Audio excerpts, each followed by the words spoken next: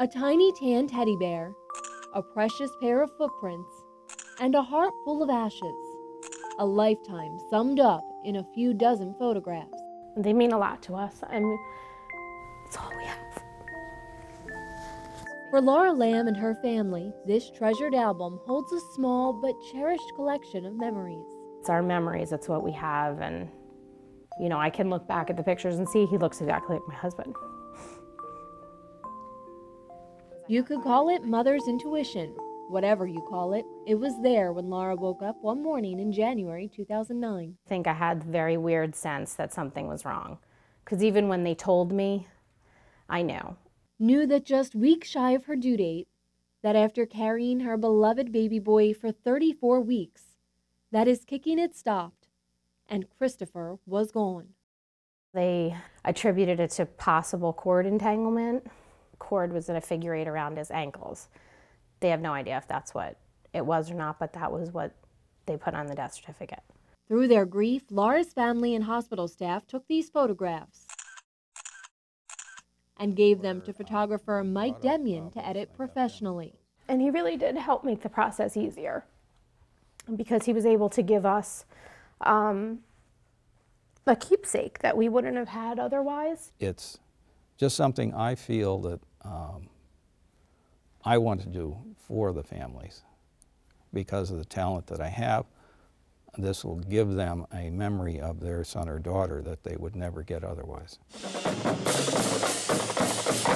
In his own life, Mike's blessed with 4 children and 6 grandchildren.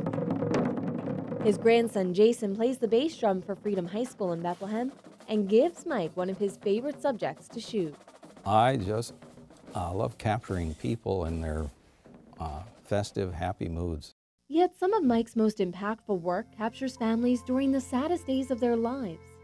In 5 years working for a national organization called Now I Lay Me Down to Sleep, Mike has volunteered to photograph 40 families touched by the grief of losing an infant child. It's just something to give to the parents to take back, because they come to the hospital expecting to take home a baby. Instead, they leave with heavy hearts, so Mike captures their final moments as a family. They're very calm and they're peaceful. It shows the babies as if they're just sleeping, so that when the families, look back at them, they have a fond memory of the last minutes that they have with them. Day or night, Mike can arrive at the hospital within about an hour's notice. After spending an hour or two shooting photographs with the families, he then devotes hours more to edit and color correct them before creating a CD and DVD slideshow for the families. The work could cost hundreds, maybe even thousands of dollars, but Mike and other photographers with Now I Lay Me Down to Sleep offer their talents for free. They're just so beautiful. The background is soft and warm, and the parents, the look in their eyes with their baby in those final moments is just unexplainable. In Lehigh Valley Health Network's neonatal intensive care unit, nurses like Sue Clark and director Denise Keeler let families know about the service. They say almost every family takes advantage. I just remember, sitting there with my husband and finally getting to hold Adam, even though, he had passed away, but it was still nice to be able to do that. Mike took these photos of Abby and Alan Roth with their son Adam.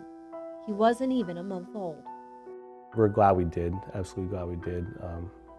So it was the first time then that I got to hold Adam too, and I'm glad we do have the pictures. I remember that day. Yeah, Born 11 weeks premature, Adam weighed just 2 pounds 6 ounces. His whole hand fit inside Alan's wedding band. He died from an infection and spent almost every moment of his life inside an incubator, just a few feet away from his twin brother, Ben.